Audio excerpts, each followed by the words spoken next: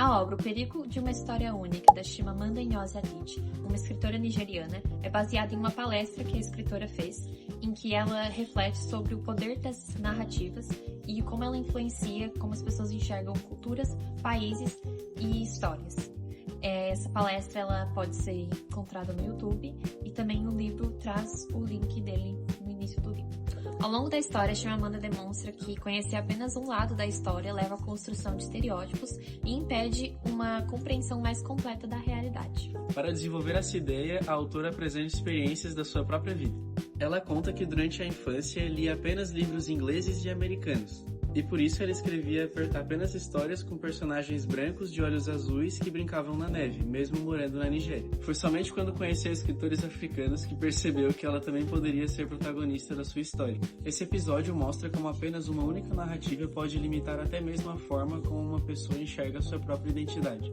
Outro exemplo é o de Fidi, um menino que era empregado da família de Chimamanda. Durante muito tempo, a Chimamanda conhecia apenas uma história sobre o Fidi, que ele era de uma família extremamente pobre. Quando visitou sua casa e viu um cesto produzido por eles, percebeu que aquela família também era criativa, trabalhadora e possuía talentos que nunca haviam sido mencionados antes. Isso evidencia que reduzir uma pessoa a apenas uma característica impede que a pessoa seja vista com toda a sua complexidade. Além disso, ela também conta que quando ela foi morar nos Estados Unidos, uma das colegas dela não sabia que ela poderia, por exemplo, saber mexer em um forno, reforçando ainda mais essa ideia de que conhecer apenas uma história pode levar a criar estereótipos inteiros de uma nação. A autora também analisa como essa lógica foi aplicada à África ao longo da história. Ela cita o navegador inglês John Locke, que descreve os africanos como animais sem casa e pessoas sem cabeça com a boca e os olhos no peito. Segundo Chimamanda, relatos como esse ajudaram a construir no Ocidente uma imagem da África baseada na pobreza, na violência e no atraso, ignorando a sua diversidade histórica e cultural.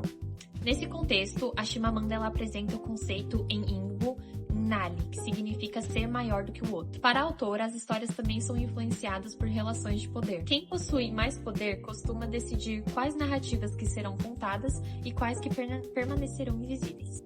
Como ela afirma, o poder é a capacidade não apenas de contar a história de outra pessoa, mas de fazer com que ela seja a história definitiva da outra pessoa.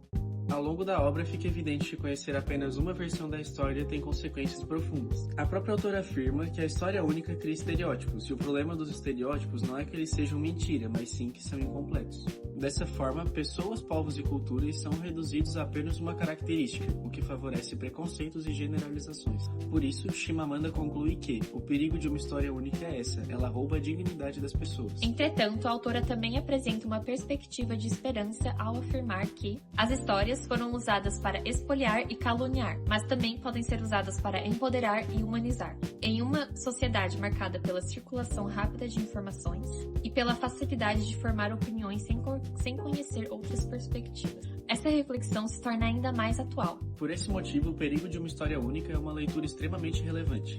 Ao defender que quando rejeitamos uma história única, quando percebemos que nunca existe uma história única sobre lugar nenhum, reavemos uma espécie de paraíso. Chimamanda demonstra que ouvir diferentes narrativas é essencial para construir uma visão mais justa, crítica e humana sobre as pessoas e o mundo.